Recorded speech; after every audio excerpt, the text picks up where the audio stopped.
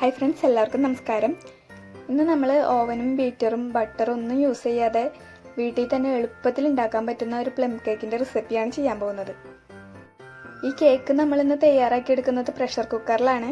Pressure കുക്കറിൽ മാത്രമല്ല, നമുക്ക് ഏത് പാത്രത്തിൽ വേണമെങ്കിലും ഇത് തയ്യാറാക്കിയെടുക്കാം.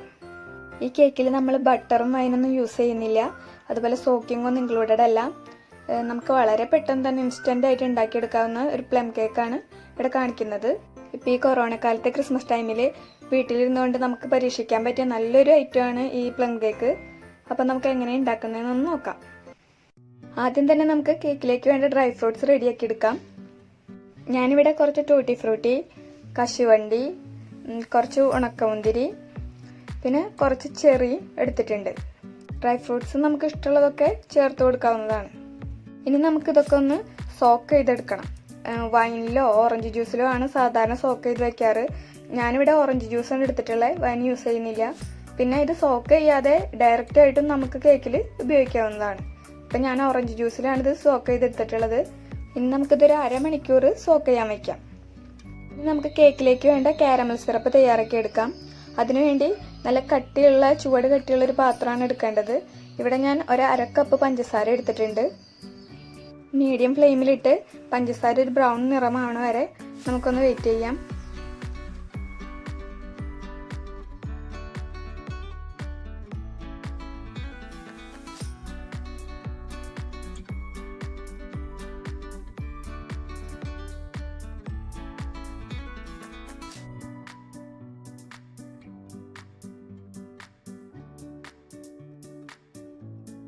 പഞ്ചസാര ബ്രൗൺ നിറമാവാൻ തുടങ്ങിയിട്ടുണ്ട്.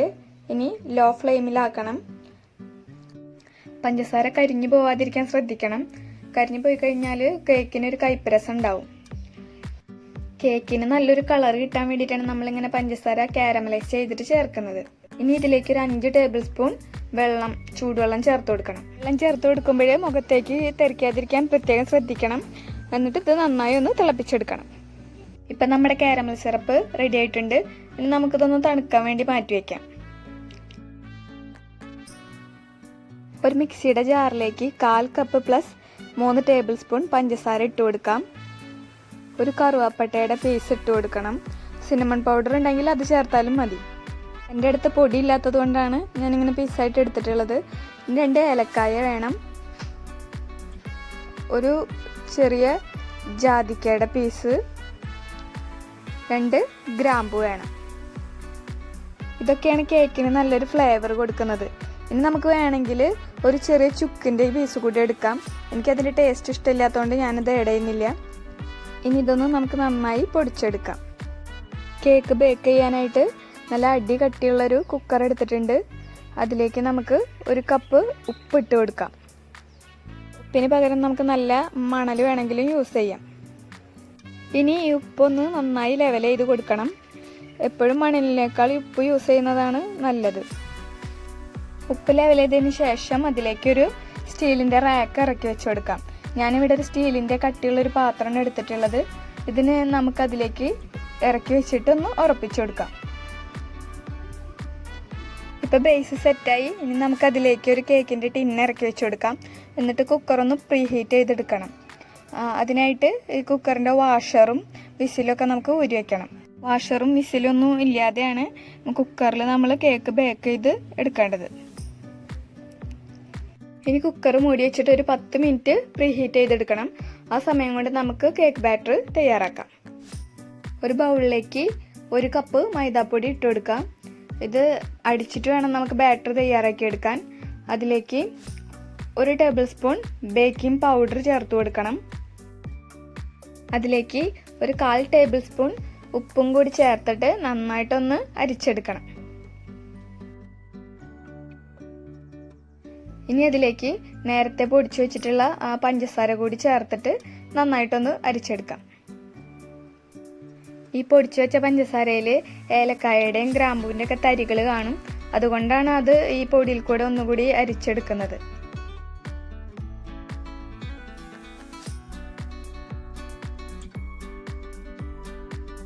ഇനി ഈ പൊടികളെല്ലാം കൂടി ഒന്ന് നന്നായി മിക്സ് ചെയ്ത് വെക്കണം. ഇനി നമുക്ക് നേരത്തെ സോക്ക് ചെയ്യാൻ വെച്ചിരിക്കുന്ന ഡ്രൈ ഫ്രൂട്ട്സ് ആ ഓറഞ്ച് ജ്യൂസിൽ നിന്ന് മാറ്റാം. ബാക്കി വന്നിട്ടുള്ള ആ ഓറഞ്ച് ജ്യൂസ് നമുക്കൊന്ന് അളന്നെടുക്കാം. ഇതൊരു 60 മില്ലിയുടെ കപ്പാണ്. അതിൽ ഏതാണ്ട് ഒരു 50 മില്ലിയോളം ഓറഞ്ച് ജ്യൂസ് ഉണ്ട്. ഈ ഓറഞ്ച് ജ്യൂസ് നമുക്ക് കേക്ക് ഉണ്ടാക്കുന്ന ബാറ്ററിലേക്ക് ചേർത്ത് കൊടുക്കാം. ഡ്രൈ ഫ്രൂട്ട്സിലേക്ക് നമ്മൾ മിക്സ് ചെയ്ത് വെച്ചിരിക്കുന്ന ആ പൊടിയിൽ നിന്ന് കുറച്ചെടുത്തിട്ട് ഒന്ന് നന്നായി മിക്സ് ചെയ്ത് വയ്ക്കാം. ഇത് കേക്ക് ഉണ്ടാക്കുമ്പോൾ ഈ ഡ്രൈ ഫ്രൂട്ട്സ് ഒക്കെ താഴേക്ക് വന്ന് അടിയും. അങ്ങനെ അടിഞ്ഞു പോകാതിരിക്കാൻ വേണ്ടിയിട്ടാണ് ഇങ്ങനെ ഒന്ന് മിക്സ് ചെയ്തെടുക്കുന്നത്. പിന്നെ നമ്മൾ ആ മിക്സ് ചെയ്ത് വെച്ച പൊടിയിൽ നിന്ന് തന്നെ ഇത് എടുക്കണം, ഇല്ലെങ്കിൽ നമ്മുടെ കേക്ക് മിക്സറിൻ്റെ അളവൊക്കെ തെറ്റിപ്പോകും.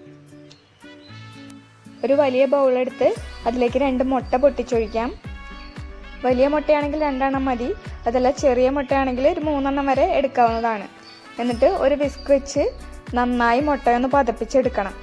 ബീറ്ററൊന്നും യൂസ് ചെയ്യേണ്ട കാര്യമില്ല. ഇതുകൊണ്ട് തന്നെ നമുക്ക് നന്നായിട്ട് ഇത് ബാറ്റർ തയ്യാറാക്കി എടുക്കാൻ പറ്റും. അതിലേക്ക് ഒരു 1/4 കപ്പ് വെജിറ്റബിൾ ഓയിൽ ആഡ് ചെയ്ത് കൊടുക്കാം. ഞാനിവിടെ സൺഫ്ലവർ ഓയിലാണ് ആഡ് ചെയ്ത് കൊടുക്കുന്നത്. എന്നിട്ട് നന്നായിട്ടൊന്ന് പതപ്പിച്ചെടുക്കണം. ഇനി അതിലേക്ക് നേരത്തെ തയ്യാറാക്കി മാറ്റി വെച്ചിരിക്കുന്ന കാരമൽ സിറപ്പ് കുറേശ്ശെയായിട്ട് ഒഴിച്ചു കൊടുക്കാം. എന്നിട്ട് നന്നായിട്ടൊന്ന് മിക്സ് ചെയ്തെടുക്കാം.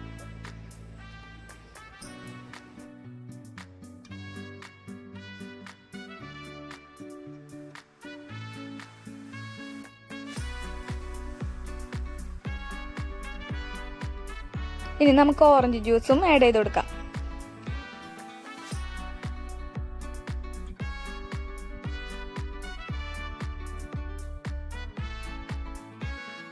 ഇനി അതിലേക്ക് 1 ടേബിൾ സ്പൂൺ തേൻ ഒഴിച്ചു കൊടുക്കാം. തേൻ ഒരു ഓപ്ഷണൽ ഇൻഗ്രീഡിയൻ്റ് ആണ്, എന്നാലും ഒഴിച്ചു കൊടുത്താൽ കേക്കിന് ഒരു നല്ല സോഫ്റ്റ്നെസ് ഒക്കെ കിട്ടുന്നതായിരിക്കും.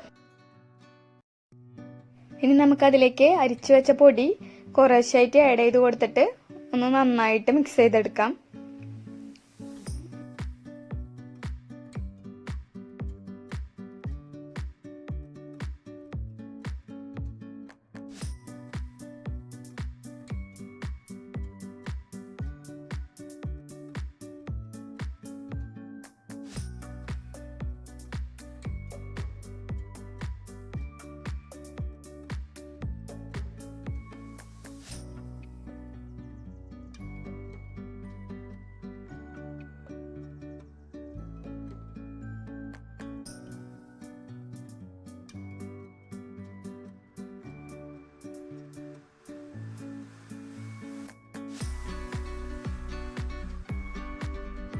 ഇനി അതിലേക്ക് ഡ്രൈ ഫ്രൂട്ട്സ് ആഡ് ചെയ്ത് കൊടുക്കാം.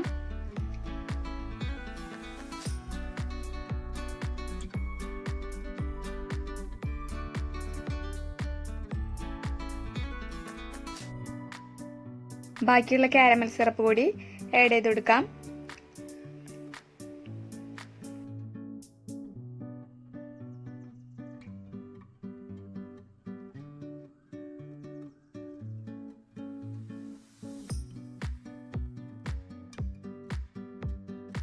അര ടേബിൾ സ്പൂൺ വാനില എസൻസ് കൂടി ആഡ് ചെയ്ത് കൊടുക്കാം. കേക്കിന് നല്ലൊരു ഫ്ലേവർ കിട്ടും. നമ്മുടെ ബാറ്റർ ശരിയായിട്ടുണ്ട്. ഇനി നമുക്കതൊരു കേക്ക് ടിന്നിലേക്ക് മാറ്റാം. ഇതാണ് കേക്ക് ടിൻ. ഇതിനധികം വിലയൊന്നുമില്ല, ഇങ്ങനത്തെ ഒന്ന് വാങ്ങിച്ചു വെക്കുന്നത് നല്ലതാണ്. ആകെ 55 രൂപയെ വരുന്നുള്ളൂ. ഇനി അതിലേക്ക് ഓയിൽ ഒഴിച്ചു കൊടുക്കാം. ഇവിടെ സൺഫ്ലവർ ഓയിലാണ് എടുത്തിട്ടുള്ളത്, ബട്ടറൊന്നും യൂസ് ചെയ്യുന്നില്ല. എന്നിട്ട് നന്നായി ഒന്ന് തേച്ച് പിടിപ്പിക്കണം.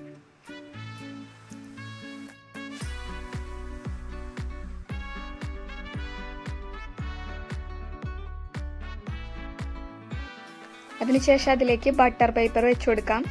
ബട്ടർ പേപ്പർ അതിൻ്റെ അതേ ഭാഗത്തിൽ വെട്ടിയെടുത്തിട്ടുണ്ട്. അതിൻ്റെ സൈഡിലും ഇതുപോലെ ബട്ടർ പേപ്പർ ഒന്ന് വെച്ച് കൊടുക്കാം.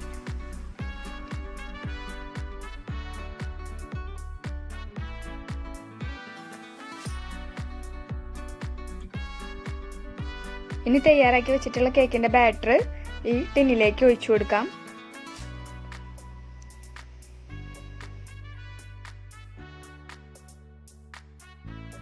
ഇനി നമുക്ക് നന്നായി ഒന്ന് തട്ടിയെടുക്കണം. അതിനുള്ളിൽ എല്ലാ എയർ ബബിൾസ് ഒക്കെ ഉണ്ടെങ്കിൽ അതൊക്കെ പുറത്തേക്ക് പോകാൻ വേണ്ടിയിട്ടാണ്.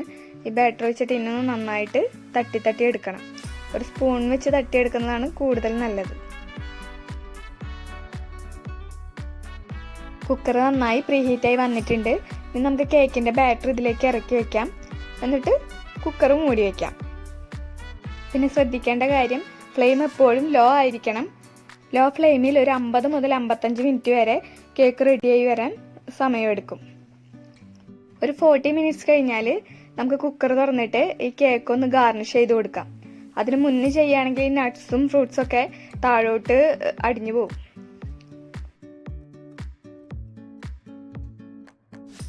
55 മിനിറ്റ് കഴിഞ്ഞിട്ടുണ്ട്. ഇനി നമുക്ക് കുക്കർ ഒന്ന് തുറന്ന് നോക്കാം. കേക്ക് വെന്തോന്ന് അറിയാനായിട്ട് നമുക്കൊരു ടൂത്ത് പിക്ക് വെച്ചിട്ട് ഒന്ന് കുത്തി നോക്കാം. ടൂത്ത് പിക്കിൽ ഒട്ടും നനവില്ല, നന്നായിട്ട് വെന്ത് വന്നിട്ടുണ്ട്. ചൂടാറിയതിന് ശേഷം നമുക്കൊരു പാത്രത്തിലേക്ക് മാറ്റാം. ഇനി അതിൻ്റെ ബട്ടർ പേപ്പറൊക്കെ എടുത്ത് മാറ്റണം.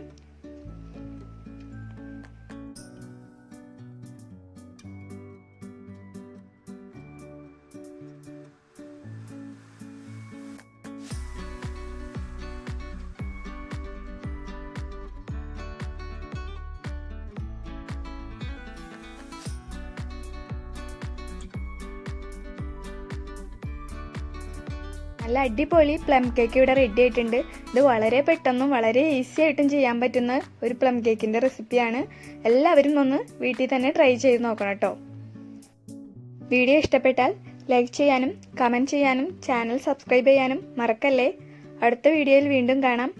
താങ്ക്